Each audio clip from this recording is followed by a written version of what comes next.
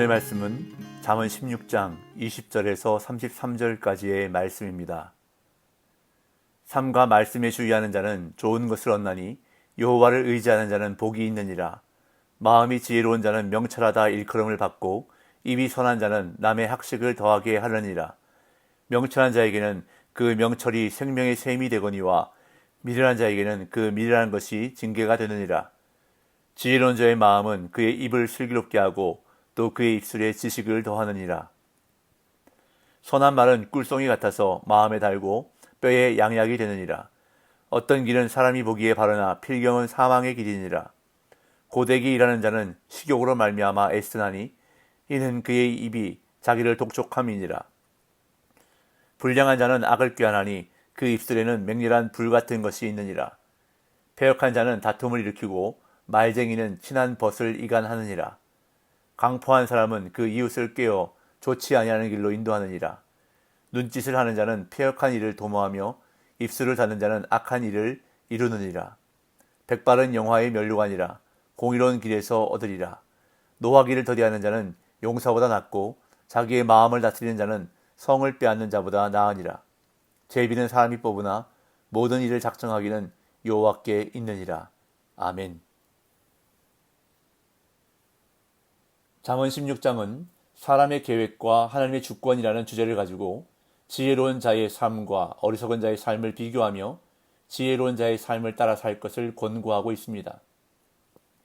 그 가운데 오늘 본문은 크게 세 부분으로 나눌 수가 있는데 첫 번째 단락은 20절부터 24절까지로 올바른 말에 대한 잠언입니다.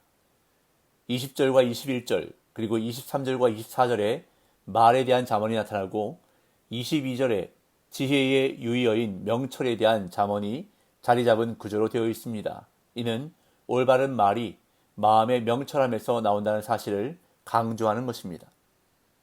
그런 다음 두 번째 단락은 25절에서 30절까지로 지혜가 없는 부정적인 상태를 묘사합니다.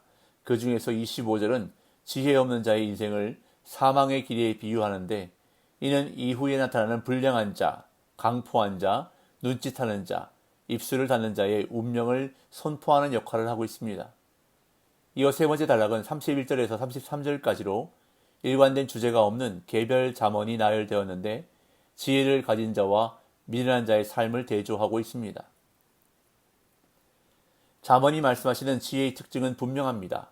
타고난 지적 능력이 뛰어나다고 지혜 있는 것이 아니라 말씀을 잘 듣고 자신을 돌아보아 올바르게 행하는 것이 지혜롭다는 것을 교훈하고 있습니다.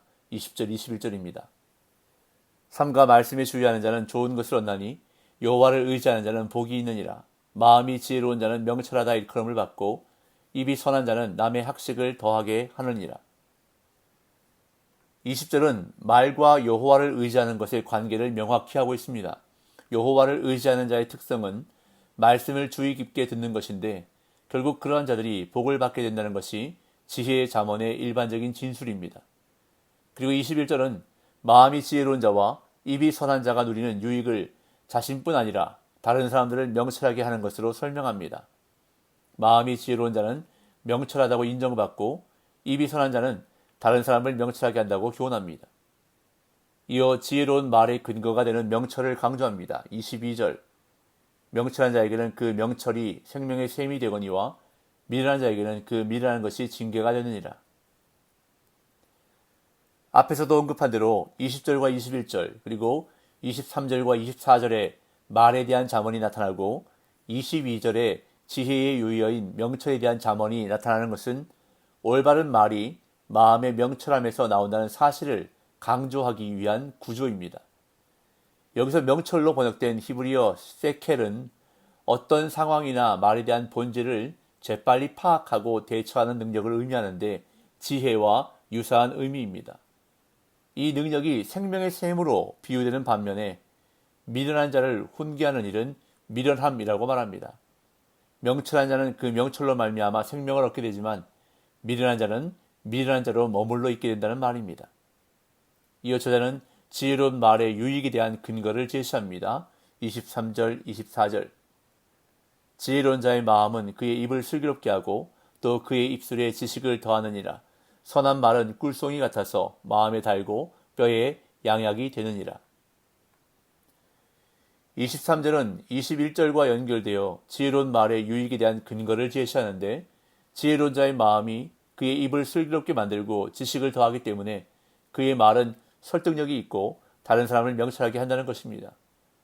그리고 24절의 선한 말은 21절에 입이 선한 자와 연결되는데, 여기서 선한 말은 기쁜 말이라는 뜻으로 격려하는 말을 의미합니다. 격려와 사랑의 말이 얼마나 큰 유익을 주는지를 꿀송이와 뼈의 윤택함을 주는 것으로 비유하고 있습니다. 이어 25절부터 30절까지는 지혜가 없는 부정적인 상태를 묘사하는데, 먼저 지혜 없는 자의 인생을 사망의 길에 비유합니다. 25절. 어떤 길은 사람이 보기에 바르나 필경은 사망의 길이니라. 이 구절은 이후에 언급되는 부정적인 삶의 결과를 제시하는데, 어제 본문인 2절과 연관되면서 사람의 판단과 여호와의 판단이 다를 수 있음을 강조합니다.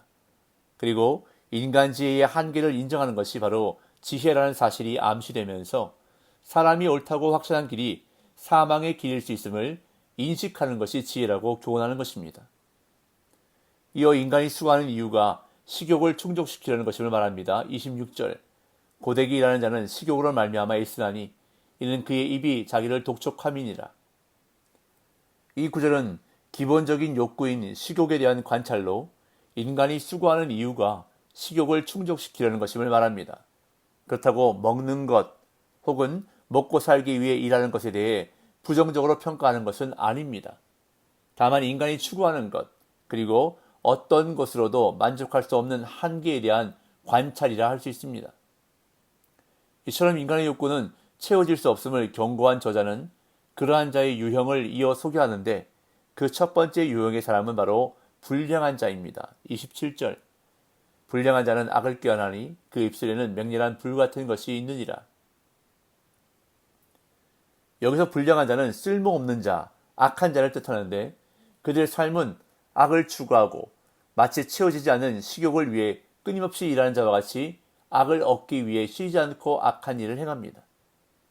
그들의 대표적인 행동이 파괴적인 말인데, 여기서 맹렬한 불은 모든 것을 태우는 불로 파괴적인 영향력을 뜻합니다. 이어 두 번째 유형의 악한 사람은 패역한 자입니다. 28절. 패역한 자는 다툼을 일으키고 말쟁이는 친한 벗을 이간하느니라. 여기서 말하는 패역한 자는 순리를 거슬러 행하는 자인데, 이러한 자들은 언제나 분쟁과 다툼을 일으킵니다. 이들은 모든 일을 곡해하거나 거짓으로 전하며 옳은 길을 벗어나 잘못된 길로 걷는데, 이들의 가장 큰 특징은 관계를 파괴한다는 것입니다. 이들은 왜곡된 말로 친밀한 관계도 멀어지게 하는데, 남에 대하여 말하기를 좋아하는 말쟁이는 결국 친구들 사이를 갈라놓게 된다고 말합니다. 이어 강포한 자에 대해서 언급합니다. 29절. 강포한 사람은 그 이웃을 깨어 좋지 아니하는 길로 인도하느니라. 강포한 자는 폭력의 사람이라는 뜻입니다. 이들은 권력과 힘으로 이웃들을 옳지 않은 길로 인도하는데, 이는 죄악의 영향력을 의미합니다. 죄악에 물든 자들은 사람들을 유혹해서 좁은 길보다는 넓은 길로 인도하고 결국 사망에 이르도록 유혹한다는 것입니다. 이어 눈짓하는 자와 입술을 닫는 자에 대해 언급합니다. 30절. 눈짓을 하는 자는 패역한 일을 도모하며 입술을 닫는 자는 악한 일을 이루느니라. 여기서 말하는 눈짓하는 자와 입술을 닫는 자는 거짓된 신호를 보내는 자들을 의미하는데, 이 두 몸짓은 죄 없는 자를 속이기 위한 신호로 보입니다. 이들은 눈과 입술로 신호를 보내며 패역한 일을 계획하고 실행하여 공동체의 신뢰를 무너뜨림으로써 다툼과 분쟁을 유발합니다. 이어 백발은 영화의 면류관이라 말합니다. 31절. 백발은 영화의 면류관이라 공의로운 길에서 얻으리라. 고대에는 연로한 자가 젊은이들보다 지혜가 많다고 여겼는데, 백발이라는 면류관은 단순히 세월을 통해 얻는 것이 아니라 공의로운 삶의 방식에서 얻는 것임을 강조하고 있습니다. 이어 마음을 다스리는 자에 대해 언급한 다음 16장을 마무리합니다. 32절 33절. 노하기를 더디하는 자는 용사보다 낫고 자기의 마음을 다스리는 자는 성을 빼앗는 자보다 나으니라. 제비는 사람이 뽑으나 모든 일을 작정하기는 여호와께 있느니라. 노하기를 더디하는 자와 마음을 다스린 자는 동일한 의미입니다. 히브리들에게 마음은 모든 생각과 행동의 근원입니다. 그러므로 마음을 다스린 자는 큰 용사보다 강한 자며 큰 성을 취한 자보다 큰 유익을 얻은 자라고 말합니다. 이어 33절은 제비를 뽑는 행동과 하나님의 주권을 연관지어 설명하는데, 제비를 뽑는 주체는 사람이지만 그 결과를 결정하는 것은 여호와이심을 강조하며 인간 계획의 한계와 절대적인 여호와의 주권을 비교하며 교훈합니다. 칼로 베인 상처는 나아도 혀로 베인 상처는 낫지 않는다는 말이 있습니다.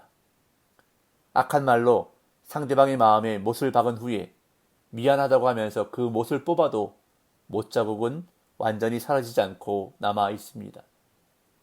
그렇기 때문에 우리는 입을 잘 다스려야 하는 것입니다. 어떤 말을 하느냐도 중요하지만 어떻게 말하느냐도 매우 중요합니다.